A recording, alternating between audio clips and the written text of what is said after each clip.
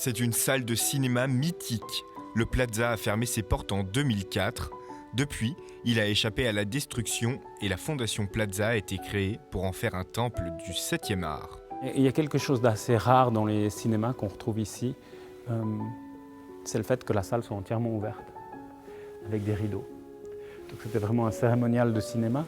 Donc là, nous sommes dans le cinéma avant qu'il soit restauré, parce qu'à partir de l'année prochaine, il va fermer pour quelques années, le temps d'être rénové entièrement et retrouver son décor naturel. Vous le voyez un peu derrière moi, qui est formidable, qui est splendide. Ce lieu devait servir de cadre au cinéma VR du GIF. Cette salle, qui est une salle du patrimoine, qui est une grande salle, qui est une salle magnifique, qui était un peu futuriste, vous remarquerez dans son architecture, et ça serait formidable aussi de l'ancrer non seulement dans le passé du cinéma, mais dans son présent, voire dans le futur, alors cette fois pas du cinéma, mais disons du monde des images.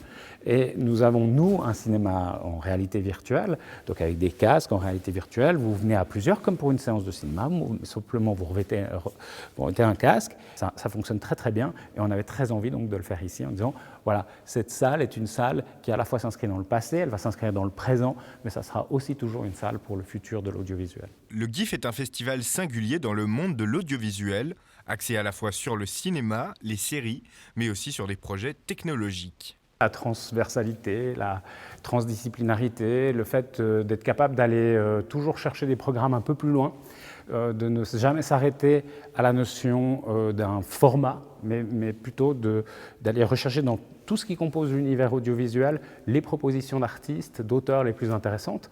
Moi, j'ai tenu aussi à réintégrer un peu plus de cinéma, parce qu'il me semblait que si on devait aller jusqu'au numérique, il fallait aussi avoir un point de départ qui est le point de départ finalement de tout l'audiovisuel, c'est-à-dire l'invention du cinéma. À la tête du festival depuis 8 ans, Emmanuel Cohenno aurait dû célébrer sa dernière année de direction.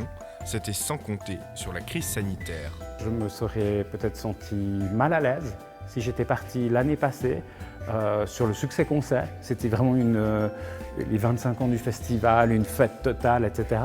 Et si j'avais eu l'impression de quitter le navire à ce moment-là, et aujourd'hui de voir tous mes amis, tous mes collaborateurs, mes collaboratrices, qui sont des gens formidables, qui eux-mêmes auraient été dans un moment extrêmement difficile, je pense que ça m'aurait fait de la peine. Et je pense que je l'aurais vécu paradoxalement plus mal que de faire cette dernière édition, y compris jusqu'à la décision de l'avorter.